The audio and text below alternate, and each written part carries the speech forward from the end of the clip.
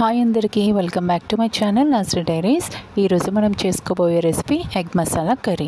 ముందుగా egg masala curry కోసం ఒక కడాయి తీసుకొని 2 టేబుల్ స్పూన్స్ వరకు ఆయిల్ యాడ్ చేసుకోవాలి.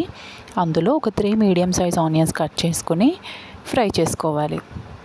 సో ఈ ఆనియన్స్ అనేది గోల్డెన్ బ్రౌన్ కాదు, కంప్లీట్ బ్రౌన్ కలర్ వచ్చే వరకు మనం ఫ్రై చేసుకోవాలి. ఈ విధంగా ఈ కలర్ వచ్చే వరకు మనం ఆనియన్స్ అయితే ఫ్రై చేసుకోవాలి. ఇప్పుడు ఈ ఫ్రై చేసుకున్న ఆనియన్స్ని పక్కన పెట్టేద్దాం. మనం పేస్ట్ కోసం మనకు కావాల్సినవి 2 టొమాటోస్, ఫ్రైడ్ ఆనియన్స్, కొద్దిగా జీడిపప్పు అండ్ 1 టేబుల్ స్పూన్ వరకు కొబ్బరి పొడి. అదే ఆయిల్లో కొద్దిగా సాల్ట్, కొద్దిగా పసుపు అండ్ అలాగే కొద్దిగా కారం, ఈ 3 కూడా యాడ్ చేసుకొని మనం బాయిల్ చేసి పక్కన పెట్టుకున్న ఎగ్స్ ఉన్నాయి కదా, ఆ ఎగ్స్ని కొద్దిగా కట్ చేసుకొని ఈ ఆయిల్లో ఫ్రై చేసుకోవాలి. సిమ్లో పెట్టుకొని ఫ్రై చేసుకోవాలి. ఇప్పుడు ఎగ్ కర్రీ ఒకే విధంగా కాకుండా అప్పుడప్పుడు ఇలా కూడా ట్రై చేయండి. టేస్ట్ అయితే చాలా బాగుంటుంది. ఇలా ఫ్రై చేసుకున్న తర్వాత ఎగ్స్ అయితే తీసి పక్కన పెట్టేసుకుందాం. ఇప్పుడు అదే ఆయిల్లో కొద్దిగా జీలకర్ర, ఆవాలు, ఆనియన్స్ అయితే మళ్ళీ యాడ్ చేయట్లేదండి, ఎందుకంటే మనం పేస్ట్లో యాడ్ చేసాం కదా ఆల్రెడీ. ఇప్పుడు మళ్ళీ యాడ్ చేస్తే కర్రీ స్వీట్నెస్ వచ్చేస్తుంది కాబట్టి ఆనియన్స్ అయితే యాడ్ చేయట్లేదు.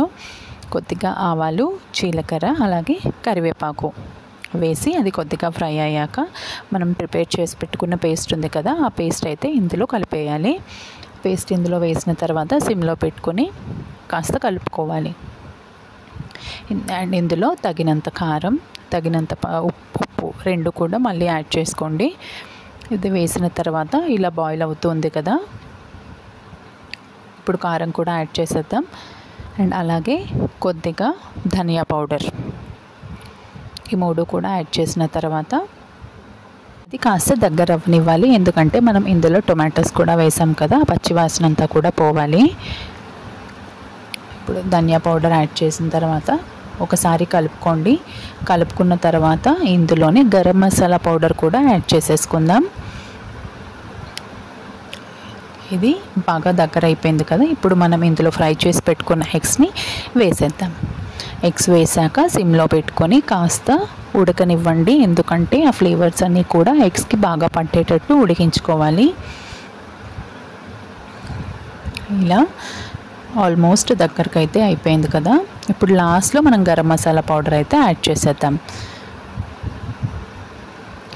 ఇప్పుడు ఇందులోనే కొత్తిమీర, కట్ చేసి పెట్టుకున్న కొత్తిమీర కూడా వేసేద్దాం. చూసారా, చూస్తుంటేనే నోరు ఊరుతుంది కదా, మరి ఇంకెందుకు ఆలస్యం, ఈ రెసిపీని మీరు కూడా ట్రై చేసేయండి. అండ్ మన ఛానల్ని ఫస్ట్ టైం చూసే వాళ్ళు ఎవరైనా ఉంటే please subscribe our channel for more cooking videos. Video నచ్చితే లైక్ చేయండి, షేర్ చేయండి. ఇప్పుడు కర్రీ అయితే రెడీ అయిపోయింది.